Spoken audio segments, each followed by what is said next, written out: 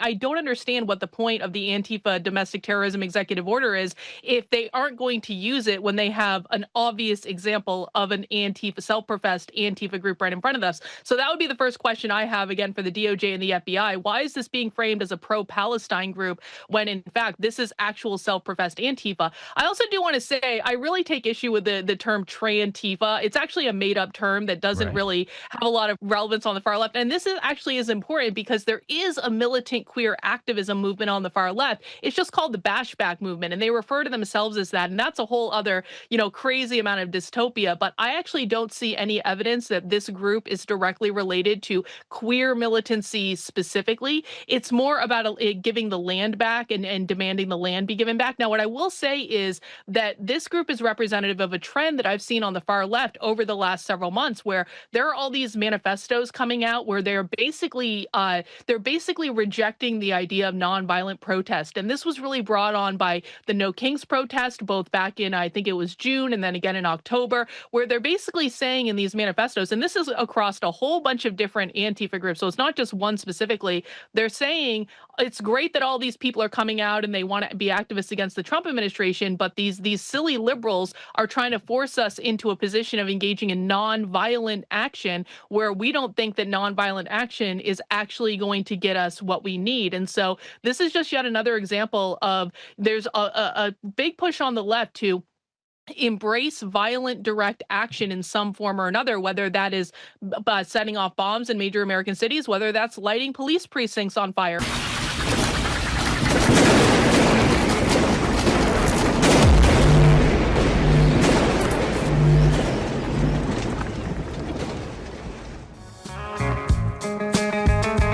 Welcome back, ladies and gentlemen. This is The War Room. I'm your host, Harrison Smith. Very happy to welcome my guest, Karlyn Boroshenko.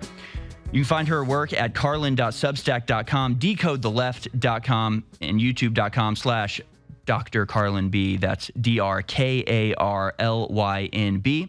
She is a psychologist turned journalist and anti-communist activist dedicated to exposing radical left ideologies. A former longtime Democrat who shifted perspectives after personal experiences with progressive activism, she's conducted in-depth investigations into far left movements and continues to. You can actually contribute to her investigations live through her platforms like Decode the Left, her Substack, her YouTube channel, and books such as Actively Unwoke. Karlyn provides deep dives, undercover reporting, and actionable strategies to counter collectivist ideas. Karlyn, thank you so much for joining us today. Hey, thanks for having me again. I appreciate it. It's my pleasure, and it's been too long, honestly, and as soon as I saw the arrest of the Turtle Island Liberation Front, you were the first person I thought of. What do you know about this group, the arrests that were made? Have you looked into this very much? What do you have for us? Yeah, I actually immediately went to all their social media and started scouring the social media. I actually archived every single post on their Instagram account just in case it goes away. They had a lot of propaganda on their Instagram account. Harrison, I'm up 2 months about this. First of all, I do think there's something to the fact that I do think the FBI probably gave them the bomb making capabilities because that's generally not something the far left has access to. But the fact of the matter is I do believe that this is a real far left group with experienced far left activists. And the reason I say that is I read through all of the propaganda on their Instagram account, and it is exactly like the propaganda that I see at far left book fairs and in their anarchist libraries and things like that. So I do believe that this is a group that, one of the things that was striking to me is the framing of the narrative of this being a pro-Palestine group in conservative media and coming out of the FBI and the DOJ. But the fact of the matter is this group is far more anti-American than they are pro-Palestine. That is their modus operandi. In fact, Turtle Island is a reference to what they call the decolonized North America. So it's essentially a reference to death to America, overthrowing the government, overthrowing the Constitution, giving the land back that was stolen when the evil Europeans came and conquered the land and all that stuff. And so I'm curious as to why the government is framing this as a pro-Palestine group when, in fact, it's really more of an anti-American group than anything else. Yeah, I had that. I do. We're exactly the same mind, actually. I don't know if you've seen any of my coverage, but I said exactly the same thing.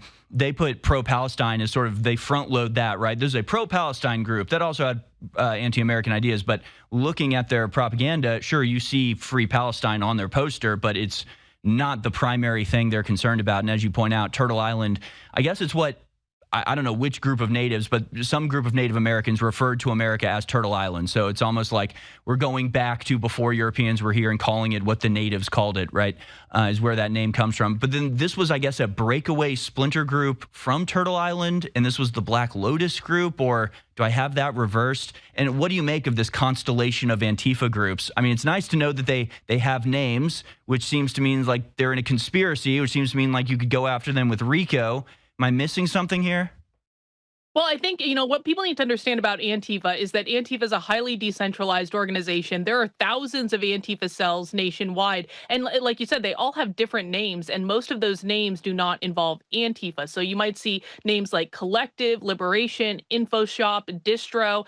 This Turtle Island Liberation Front is an obvious like Antifa group because actually there's a tweet on their account where they openly declared that they're Antifa. So this is not even up to speculation. They were calling themselves Antifa. And so it's one of those things that it's difficult to prove a RICO investigation, though, because the funding for Antifa mostly comes from mutual aid, which is small cash donations that are really untraceable. And so I have a hard time believing that there's any head of the snake that connects all the Antifa groups. But just understanding that this is a highly decentralized model, they're communicating through different websites. They actually have a whole network online called No Blogs where they post anarchist literature and they share ideas and tactics and things like that. That's usually what I look towards when I'm trying to figure out what Antifa is doing on any given day. So, do you think it's possible to like take the? Well, let's stick with this bust right now from Zero Hedge. FBI arrests a fifth Trantifa militant in NYE bomb plot. So it was a New Year's Eve bomb plot. And we saw that they had the satellite or the spy plane footage while they were testing the explosives in the desert. Seems to me like they had somebody inside this group from early on. We know they had a paid confidential human source that had been supplying FBI information for like 4 years at this point, started in 2021. So from what I've gathered is you had people in this Turtle Island group. They wanted to commit violence of some sort. Somebody inside that cell was in contact with the FBI, informed then. We know the FBI usually then gets involved, then will actually provide the bomb-making material because they want to basically lead the person as far down the path to terrorism as they can get before interrupting it and saying we busted them because you want to get in order to get the conviction, you have to show these people weren't just, talking or thinking about doing this. They actually went and made the bomb. They actually went and tested it. So they often let them sort of get far down the practice. What do you think can be done better by the FBI? Is this the best way to do it? Is this the best way to confront Antifa? Is the modus operandi that we see on display, or do you think there's a better way to approach this? Well, first of all, they aren't charging these people as Antifa domestic terrorists so far as I've seen. And so I don't even know. I don't understand what the point of the Antifa domestic terrorism executive order is if they aren't going to use it when they have an obvious example of an Antifa, self-professed Antifa group right in front of us. So that would be the first question I have again for the DOJ and the FBI. Why is this being framed as a pro-Palestine group when in fact this is actual self-professed Antifa? I also do want to say I really take issue with the term Antifa. It's actually a made-up term that doesn't really have a lot of relevance on the far left. And this is actually is important because there is a militant queer activism movement on the far left. It's just called the Bashback movement, and they refer to themselves as that. And that's a whole other, crazy amount of dystopia. But I actually don't see any evidence that this group is directly related to queer militancy specifically. It's more about giving the land back and demanding the land be given back. Now, what I will say is that this group is representative of a trend that I've seen on the far left over the last several months, where there are all these manifestos coming out where they're basically rejecting the idea of nonviolent protest. And this was really brought on by the No Kings protest, both back in, I think it was June and then again in October, where they're basically saying in these manifestos, and this is across a whole bunch of different Antifa groups, so it's not just one specifically, they're saying it's great that all these people are coming out and they want to be activists against the Trump administration, but these silly liberals are trying to force us into a position of engaging in nonviolent action where we don't think that nonviolent action is actually going to get us what we need. And so this is just yet another example of there's a big push on the left to embrace violent direct action in some form or another, whether that is setting off bombs in major American cities, whether that's lighting police precincts on fire. Antifa's publishing arm, Crime Think, just yesterday released a huge retrospective of the year of 2025 and all the different activism they did. And at the end of that retrospective, they called for explicit rejection of nonviolence moving into 2026. So I think that certainly the FBI was involved in terms of like making sure they had the bomb making materials, making sure they were facilitating all this so that they could get their big kind of like arrest. But bigger picture, even if this was a completely like FBI psyop operation, this is representative of a trend towards active violence that we are seeing on the far left. And I do hope that people take this seriously. Yeah, I completely agree. And I think that's what we talked about the first time you came on, because it was right in the midst of the Tesla protests. And we were noticing, okay, it's all old boomers going to these Tesla protests, and people were treating that as success, going, we've demoralized the left. And you and I were going, no, no, no, they're just not protesting. They just don't think protesting is worth it anymore. They're moving to direct action. And it does seem like we're seeing more of this. Now, apparently this fifth arrest happened in Louisiana. So obviously they weren't there on the ground doing it, but we're in communications. So again, what can they do? Or are they just choosing not to go after these people as Antifa? Because again, it seems to me like we've got these arrests, which is good. Obviously, I want these people arrested, just like I want the people that carried out the ambush on the ICE facility in Texas to get arrested. But it seems like we're only arresting the people that are on the ground actively trying to or actually committing violence against people. And that's like the bare minimum. What more could we do to try to stop the momentum that Antifa has right now? I mean, I don't want to underestimate, like, for people, the amount of momentum that Antifa does have, particularly around anti-ICE organizing. Anti-ICE organizing has been phenomenally successful for them this year. They are doubling down on it. They've literally chased the Trump administration out of Chicago. Right. They've prevented deportations in major cities. And the thing of it is we have this again, this executive order declaring Antifa a terrorist organization. Well, every single ICE protest out of every single ICE facility, that is Antifa. Every single time they are handing out these whistle kits in communities to teach people how to warn each other about ICE showing up. Every single time they're showing up at ICE hotels in the middle of the night, beating drums and preventing people from sleeping, or doxing ICE agents as they drive out of the facility by taking down their license plates and then sharing that information. This is all Antifa. This is all the far left. And it is explicit. These groups talk about it online all the time. And so I have a really hard time understanding why the Trump administration even issued this executive order in the first place if they weren't actively going to go after the groups that are trying to massively disrupt all the mass deportation efforts. And to be quite frank, Harrison, on Antifa websites, they are declaring victory over the Trump administration and only going to be doubling down on anti-ICE activism moving into 2026 because it has been an incredibly powerful organizing and recruiting tool for them. It's also helping them to radicalize people who are more liberal and progressive to the far left. And I think that this is a big area that the Trump administration could be cracking down on very severely, and they're not. Yeah, I share. I mean, it's just immense frustration as we see these people just flagrantly violate the law, like interrupting the ICE agents, ramming their cars into ICE agents, and the Trump administration just does absolutely nothing. It is not just pathetic. I genuinely feel like it's dangerous because you're actually teaching the left that they can be violent without repercussion. And we're going to be on the receiving ends of that if something isn't done about this.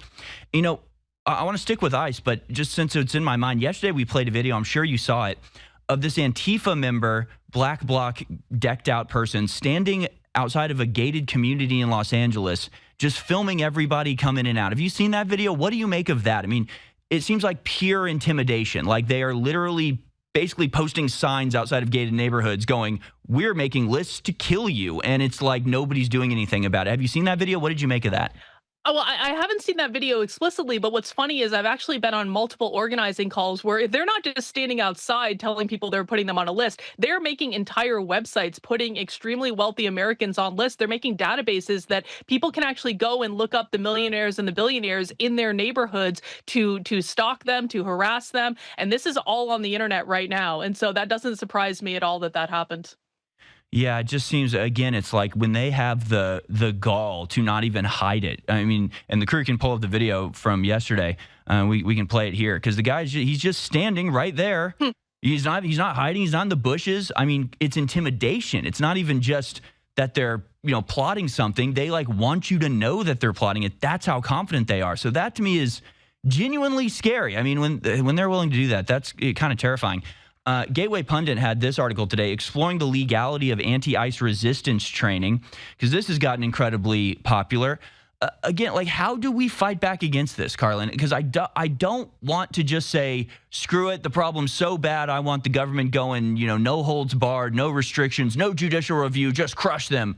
Because I still have that American impulse to go, that's Pandora's box, don't open that. But I can't see what else we do when they're just openly doing this and we don't have laws apparently capable of stopping them. What can we do?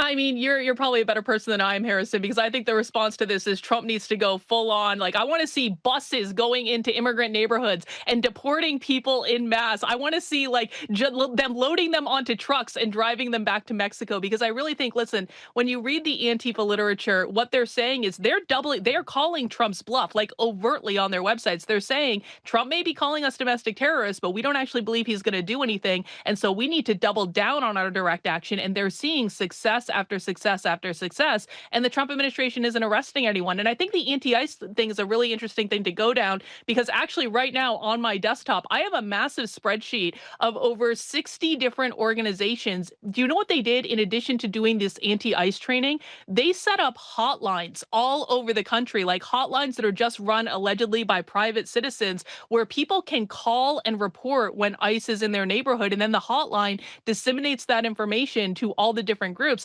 And all of these hotlines are coordinated with immigrant rights groups. And so if we're talking about doing an investigation for RICO funding, this connection of all of these different ICE hotlines popping up all over the country, and they're also distributing the anti-ICE literature, that I think is actually a much more fruitful route to go down. Go after every single organization that's promoting these hotlines. And by the way, there are government agencies in the state of California and in New York explicitly that have these hotlines on their website. These are not government run hotlines, but they're promoting them out there to the communities.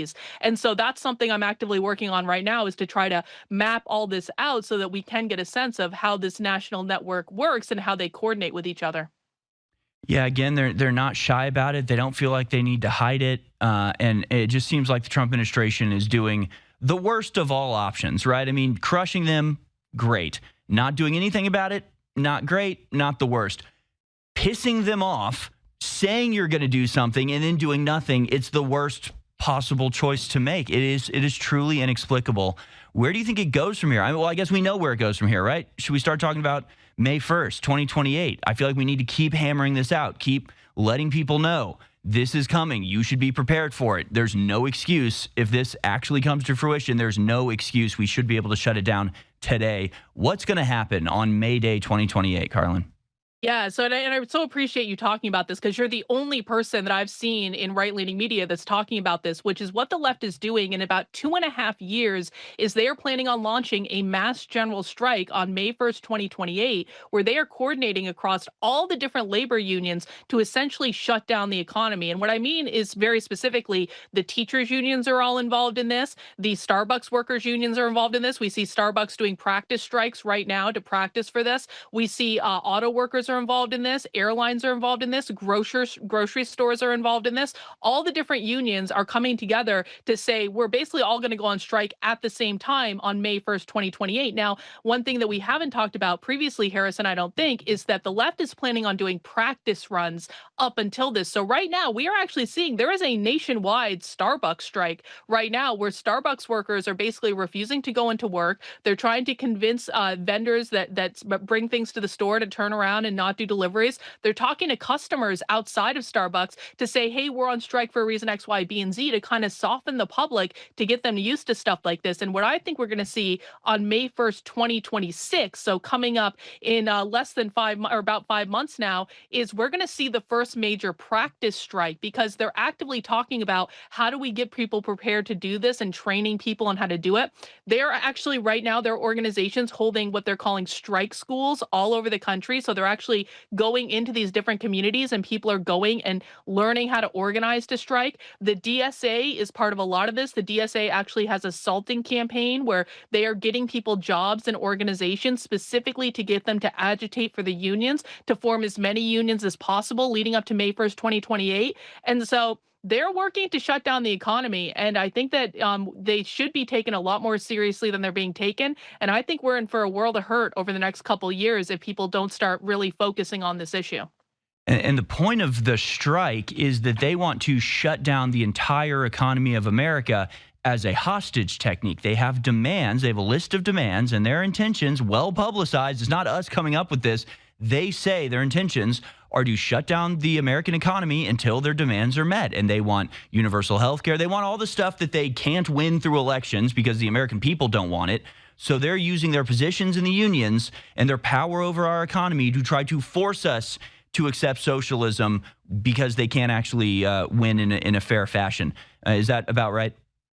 Well, I think it is that, but it even goes one step further than that, in that a lot of these far left groups truly believe that we are in late stage capitalism and the spark of the revolution will happen at any moment. And when I say revolution, you're 100% right. These people do not believe that elections are going to win them the victories that they want. They believe they have to violently overthrow the government. And a lot of these groups are forming right now and just basically waiting for something to happen to set things off. So, for example, back in 2020, George Floyd was the thing that set off several months of protests and riots and $2 billion worth of property damage. They're very literally waiting for another George Floyd moment to happen. And what they're trying to do is they think that this mass general strike in 2028 could be the thing that literally sparks violent revolution against the government. And if they're shutting down the schools and the airlines and the auto industry and Amazon and grocery stores in particular, that's the one I'm worried the most about. I think that they could, agitate enough where they are going to cause a lot of destabilization. And I don't think anyone is really prepared to deal with that.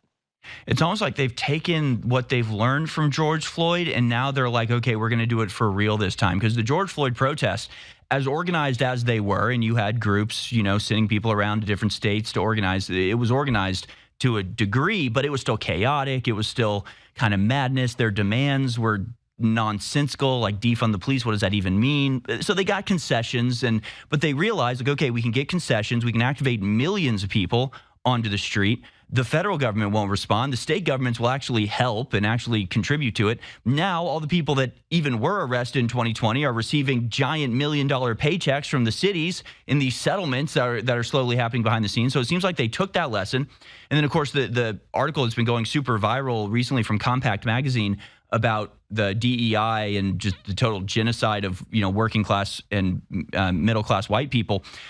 They blame it on George Floyd, right? George Floyd was the excuse that they used to transform the newsrooms, to transform the Hollywood boardrooms, to transform academia, and it's all predicated on this one dude overdosing in Minnesota. It seems crazy, but it seems like they took that lesson and they're going to really maximize the effectiveness of that exact strategy. So I want to get into that more on the other side. We're going to go to a commercial break here. And then I want to ask you, and we don't have time to answer it in this segment, but how do they do it, Karlyn? How is the left so organized, so incredibly successful at being everywhere all of the time and being well-funded and being well-organized? You've got strike schools and you've got anti-ICE trainings and you've got phone banks where they're working, and it's just like, we can't even get a protest going. Like, what is wrong with the right, and what can we do better? So I want you to answer that on the other side. But before we go to break, the only way we figured out how to do this here at Infowars is to have the AlexJonesStore.com. We have a very simple setup here. We give you the news. You go to the AlexJonesStore.com. That's it. There's no middleman. There's no advertisers. There's no pressure from groups or corporations or nothing. If you like the news, if you like the information that we give you, you'll go to thealexjonesstore.com and help us stay on the air. If you don't go to thealexjonesstore.com, then we won't be on the air and we'll go away and we'll fail. Of course, that's not going to happen because every time the Alex Jones audience has come through and we've not only survived the attacks, but actually been able to grow in the face of all of the oppression. So thank you for going to thealexjonesstore.com, and I encourage you to go now because, after all, Christmas is going to come and go, and then it's going to be New Year's, and then it's going to be time for all of your resolutions. And don't let a lack of the appropriate supplementation stop you from achieving your goals. I do it myself. when it's time for a New Year's resolution, when it's time for me to get my crap together, I usually start with supplements. And I go, okay, if I want to sleep well, I need this supplement. If I want to wake up quickly, I need this supplement. And I get all that figured out, and that helps me actually achieve my real goals. You can do that too at thealexjonesstore.com. More with Karlyn Boroshenko on the other side. This is War Room, Infowars.com, Band.video. We have some breaking news here. It's official.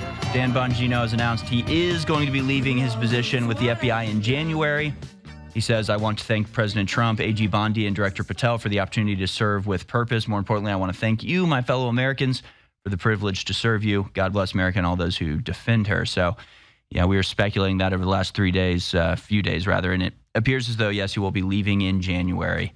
I wonder if he'll tell us the full story. We don't know.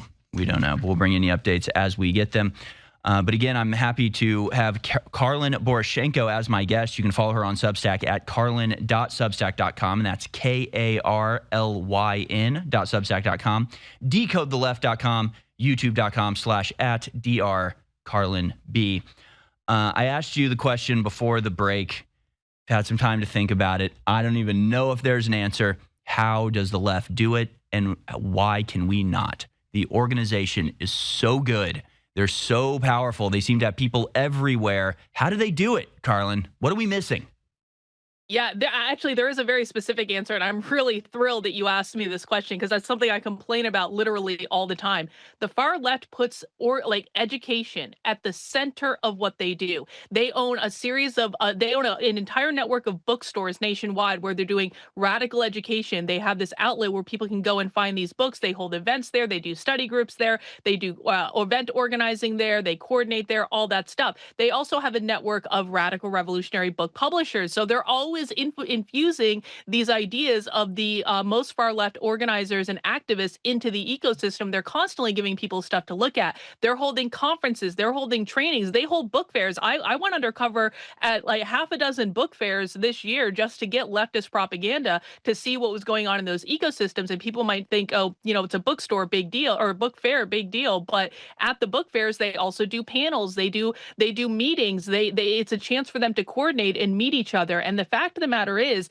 there is something on the right that is just deeply opposed to doing basic education. I get people on my YouTube channel all the time when I'm going through far left documents and trainings, and they say, Karlyn, what do we actually do about this? Okay, we're watching these trainings, we're listening to the left, we're listening to you break down the language. What do we do? And the answer that I always give them is that you have got to learn as much about your enemy as possible. You have to learn how to break down the language. You have to learn how they're code switching in real time so you can understand how they're showing up in the world. You have to learn their organizing strategies. You have to learn about the thing you're fighting. And then the answer I get from people is, no, but what do we do, Karlyn? What do we do? And the thing of it is the right doesn't think that education is important. They have diminished and listen, I understand. We have the K through 12 public schools that are pushing leftist indoctrination. We have the colleges and universities that are completely run by the left. But I think the output of that is that the right has completely diminished the value of education. They refuse to participate in it. And so we have this situation where the right has a downright refusal to understand their enemy and what they're actually doing. And instead, they want to make up all these conspiracy theories about George Soros funding everything and everything being run by the Democratic Party when the far left is flat out telling you they hate the Democrats and they don't want to work with them. And so I think that what the right needs to do is they need to revisit everything they think they know about the left. They need to start hinging into reality with what the left is actually saying and doing, because a lot of the clickbait content that I see on Twitter going massively viral, it is not hinged into reality with the way the far left operates in the real world. So the left is operating in like a perverse reality in some respects because they make a lot of stuff up too, but they are so focused on creating that vision, putting strategies in place to achieve that vision, volunteering their time to organize and to get people involved, reaching out to new people, making new people feel welcome in their community, and the right simply just doesn't do the same thing on their side. Yeah, it's really pathetic. And of course there is a symbiosis between the Democrats and the left, right? Because while they may pretend to hate each other, at the end of the day, a lot of the things that the leftists are pushing is then funded by USAID or whatever other, government program that pushes this stuff.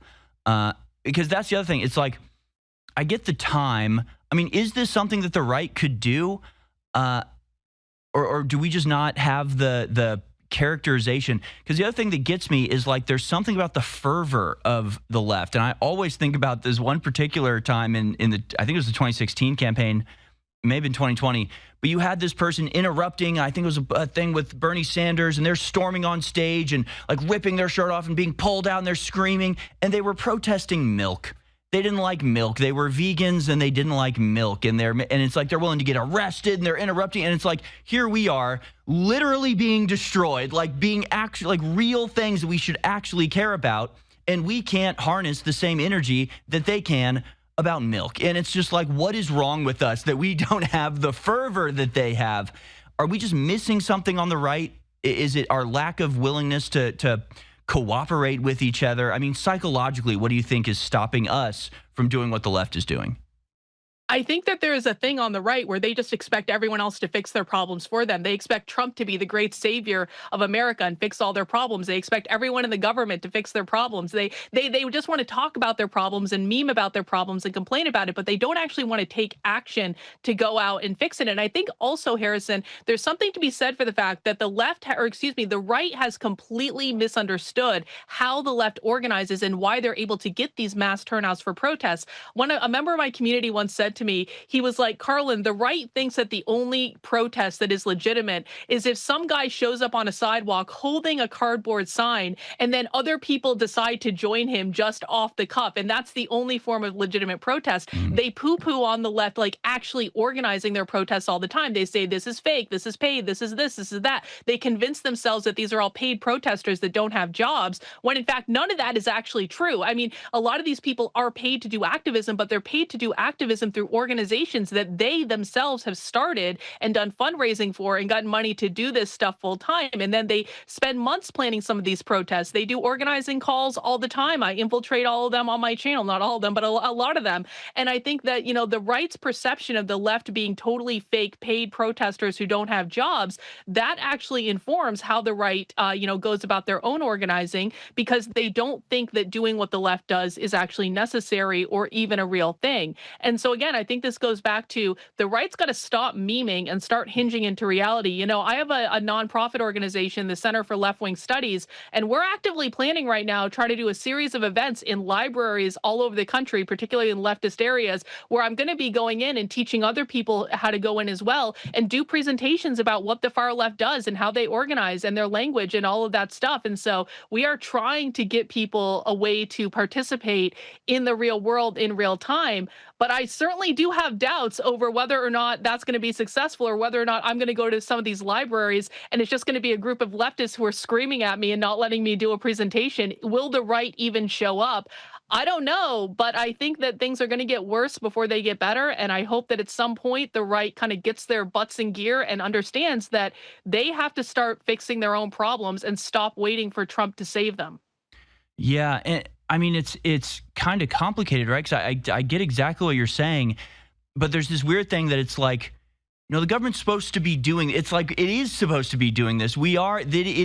That's our team, right? Because I've mentioned this a few times on my show when, you have TPUSAs doing an event and Antifa shows up there in this big block and starts attacking. And I'm sitting here thinking, well, where's our team? Where's our side going out to fight in the street like they are? And I'm like, well, my team's kind of like the cops. Like the cops are supposed to be on my team. They're the ones who are supposed to be upholding the thing that I'm fighting for and that I love, the American people and our state and our system. So it's frustrating because theoretically the government we should be able to rely on it, but we can't get out of the mindset, or we can't accept the understanding that they're not out for us. They're not helping us. We do need to do this ourselves. I think your library tour could be a good litmus test. Are we serious about saving this country? And I think we are. And I think if you give people a place to go where they feel like they will be safe from, leftist attack, as well as be able to actively contribute to a movement, I think people will flock there. I think it's a lack of tangible in the real world activity. We're too online. Is that a big part of it too? Yeah. But the left is online too. How much is the in-person stuff? How much importance does that play? Like the book fairs and stuff. Is it because it's in person? Is that the part that matters? I mean, the in-person stuff is incredibly important to the left, and sure, they use online in order to disseminate information out in their decentralized network. But it's not even just book fairs. I mean, they have like bookstores in every major city in the country where they use meeting spaces. People do events there. They do organizing meetings there, and all that stuff. And so the left has an incredible in-person organized network where people can go and participate, and they're constantly looking for opportunities to give people chances to do, protesting or things like that. So the reason that there's so many protests on the left, this is something the right poo-poos, but it's like the reason there are so many protests on the left is that they're trying to give people ways to participate as a part of a social ecosystem in the real world. Because the more protests that people go to, the more likely they are to become more radicalized and then engage in more violent direct action in the future. So the left is hyper mindful of this stuff. It's funny because sometimes people ask me like how I can get away with going undercover at so many leftist events when I'm like a person on the internet. My face is on the internet. And I tell them one of the things that helps me is that there are so many leftist events all over the country on any given weekend that they don't know where I'm going to be. Am I going to be at this one or this one or this one or this one? They have no idea because they are doing so many in-person events. And you're right. We should be able to rely on the government. We should be able to rely on the Trump administration to actually write an effective executive order against Antifa that actually defines what it means to be an Antifa. We should be able to rely on them to go and arrest the people doing the anti-ICE organizing, or to actually just, go into these immigrant communities and put them all on trucks and bust them back to Mexico. We should be able to rely on them to do all this stuff. But I think what the left understands is that they never relied on the government in the first place because they believe the government, to include the Democratic Party and the Republican Party, is a capitalist government that they want to abolish. And so they actually view themselves, actually, Antifa just published about this yesterday. They said, we have to form a network of activism that is completely independent of whoever wins the 2026 midterm elections, because that's one of the things. They don't want to rely on the government. They rely on themselves. And so if Trump and his administration actually gets their butts in gear and starts doing things, we should consider that a bonus, but we should not rely on that as our only tactic. We have to get out there and start creating the world that we want for not only ourselves, but also for people who have children. And I firmly believe, Harrison, that if people don't start pushing back on the left in the real world, I do think that they are going to try to overthrow the government in like 10 to 15 years. They're getting all their chess pieces in a row right now. And I think that if people don't wake up and start trying to throw sand in their gears, they will ultimately be successful.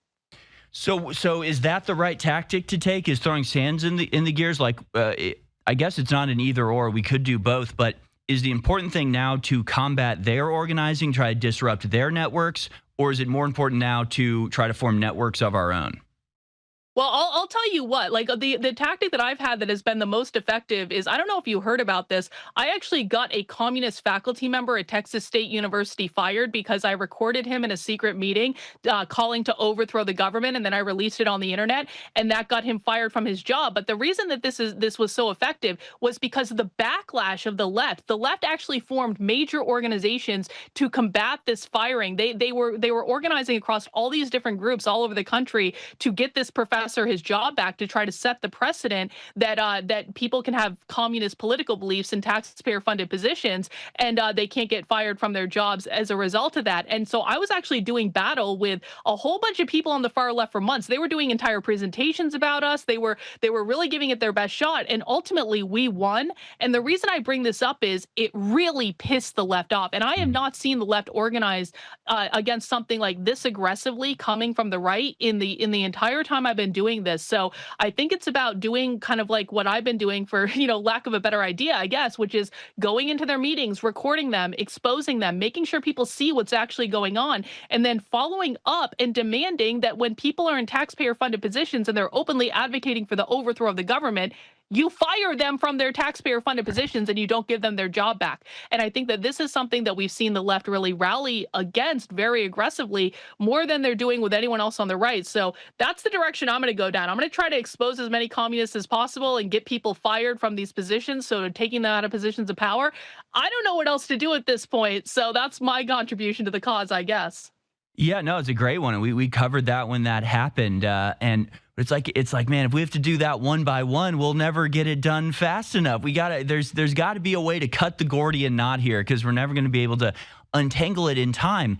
And again, I actually had on Orrin McIntyre because I was arguing with him about, he's like, oh, we already had our communist revolution. And I'm going, dude, have you ever read about communist revolutions? Like, we're talking mass death. We're talking like shutting down the economy for months at a time and rounding people up and putting them in camps. Like, okay, yeah, we have a very communist undercurrent going on right now because we sort of stopped defending ourselves once the Soviet Union fell.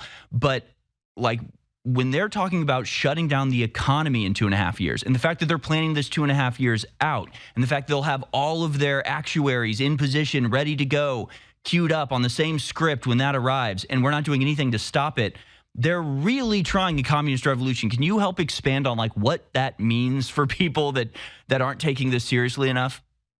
Yeah, and I gotta say, I'm completely unimpressed with Orrin McIntyre's analysis, if I'm honest about it. And I think the same goes for anyone who says something to the effect of, we've already had a communist revolution, it's already over. The fact of the matter is the left defines capitalism very specifically. Their ultimate goal is always to overthrow capitalism, but how do they define that is what matters. And their definition is private property ownership. It's not just an economic model, it's the cultural model. It includes things like home ownership, land ownership, apartment ownership, business ownership. They also consider parental rights to be a form of private property. This is why they're always attacking parental rights, because it allows for the passing of generational wealth. It includes things like the abolition of gender entirely, the abolition of the nuclear family, all that stuff. And right now, the fact of the matter is we still have all of those things. Now, it might be, you might make the argument that it's impossible for people to buy a home, but I mean, is it very difficult? And we should, give solutions to that? Sure. But people can still buy private property right now. Parental rights do still exist. There are many people, the majority, in fact, that do believe that men and women are a real thing and not a social construct created by capitalism in order to create a gender hierarchy. The nuclear family still exists, and these are values that we can defend and uphold. And I think that the more people become aware of explicitly what the left is trying to do, the more it becomes obvious that we have not had a communist revolution in this country. They are trying, they're pushing all of these ideas in public schools and in universities and in their bookstores and in their book fairs and all of this stuff all over the country. But we have to first realize that we do have an opportunity to stop them. All hope is not lost, but we have to defend these very basic ideas, and we have to start getting in the game and going out there and, quite frankly, providing solutions and providing a vision. And I think that this is another area where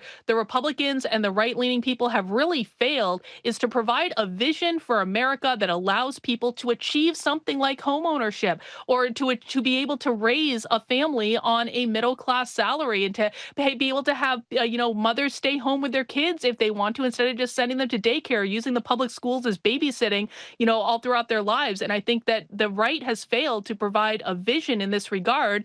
The left has not failed. Their vision is crazy. Their vision is going to lead to everyone dying, but at least they have a vision that they've articulated. It's like shocking how aligned we are. Anybody who watches this show knows I've said exactly that same thing over and over. It's the right's fault for not making the case, not selling the narrative. The left has a very compelling narrative. Yeah, it's fake, it's retarded, it's crazy, but it's compelling, and it's actually speaking to the concerns people have. The right wing just isn't making the case, and it's just beyond frustrating. So I completely agree with you. Could not agree with you more.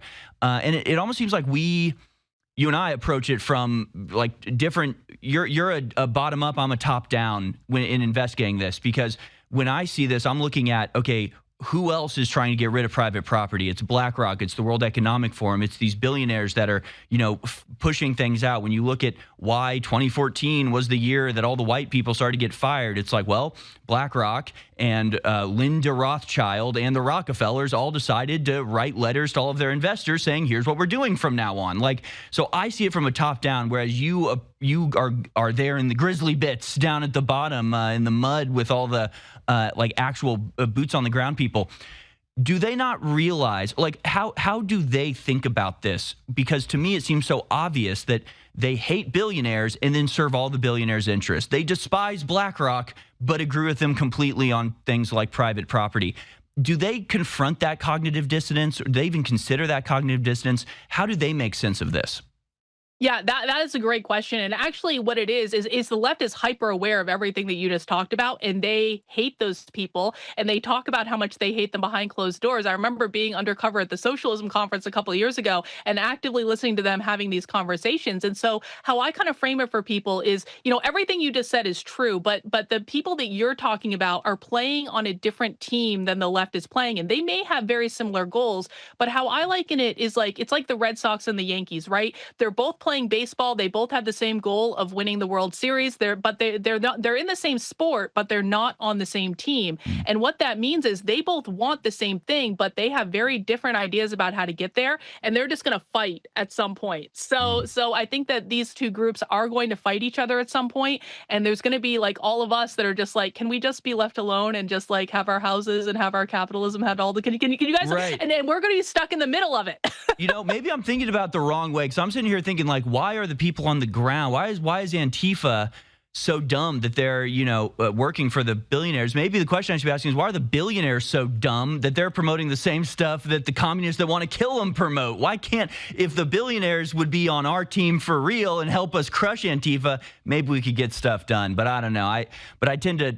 It's just like, why are all these billionaires on the left? And but you don't tend to think that that's as big of an influence as the on the ground stuff. The George Soroses, the Open Societies Foundation. You're not as concerned with that, because even if that goes away, the left is still funding each other and themselves, right?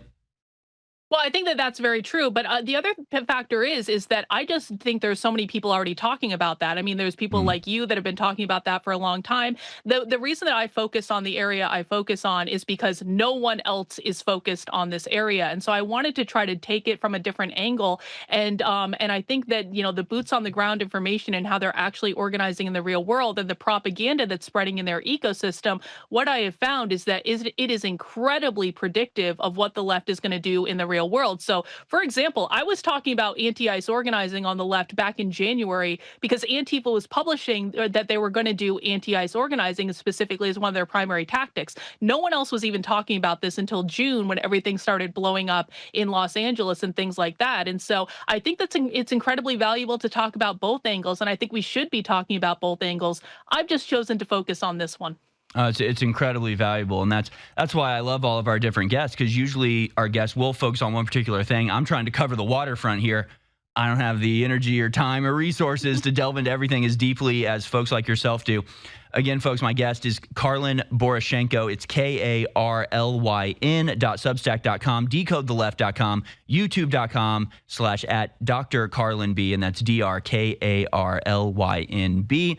And I say it over and over because not only do people they always tweet me after, who was that woman you had on? So I like to say it over and over, but also because I think what you do is something I want all of our audience doing. I want them all going out and maybe disrupting leftist protest if you can do it peacefully, but certainly investigating them and getting the evidence and tracking them, and calling your congressman and saying, do you know this is about to happen? They're doing this. So again, that's why I think what you do is so valuable, because it's an example and you actually bring people in and create a community of people doing this. I think it's great. What are you doing next? What are you working on now, or can you not tell us? Yeah, no, I can absolutely tell you. And actually, what you just talked about is one of the things I'm working on right now. Is I do want to do this Occupy Library series of events that we talked about before, but I also want to do that in conjunction with giving normal people the resources to come and do what I do. Because the fact of the matter is there is so much content that the left is producing. There are so many organizing calls. I can't possibly watch all of it and infiltrate all of it. And so I'm building a community of people where I'm teaching you how to go into these meetings. I'm doing a series of videos right now teaching people how to go undercover at leftist events. It's not as hard as you think it is, and you don't have your face on the internet like I do, so it'll actually be easier for most people. And I want to try to take all the recordings and the materials that we've been gathering and make it publicly available on Decode the Left and through the Center for Left-Wing Studies, so that we can start to bring more awareness and also give the people the resources to go into libraries in their communities and to do these presentations where they're teaching people, like, use my content. I don't care. Just show people what the left is doing and what's actually going on. And so that's a big part of what I'm going to be doing in 2026. Well, it's very exciting, and I think you're exactly right. People need to get involved. We cannot rely on anybody but ourselves, and the left is frankly just outworking us, and that really is the issue. It's not like they're smarter or clever. They're actually almost all very dumb, unimpressive people, but The unimpressive person that works beats the talented person that stays home. Incredible stuff. Karlyn Poroshenko, thank you so much. DecodeTheLeft.com. You can follow her on X at Dr. Karlyn B. Thank you so much for being here with us. We'll be back for the third hour on the other side. Your phone calls, lots of videos, and still a ton more news to come. Stay with us. It's The War Room. The AlexJonesStore.com is how you support us. I'm challenging all of you to support the broadcast, keep us on air while you get great products, and it's a win-win. We need funds. We are in the red, and we've got to be able to continue our legal battles. We've got to be able to continue to buy new product going in the future. We've got to continue with the funding to build the Alex Jones backup network in case they're able to shut us down. I cannot do it without you. So now is the time to go to thealexjonesstore.com and do your final Christmas shopping there. Anywhere in the United States, if you order by Friday, you will get it before Christmas. So get your orders in now. Do your Christmas shopping with us, but really give yourself the gift of health with our creatine gummies, the highest quality type of creatine, 5 milligrams. That's a daily serving per gummy. Huge container of them. Such a great deal. This is the best creatine out there. There's so many other great products and a whole bunch of other sales and deals. You can become a subscriber right now on any product, cancel any time, and it just reorders every month and get 50% off on all future orders. The widest selection of t-shirts, hoodies, ball caps, sweaters, many of them limited edition at thealexjonesstore.com.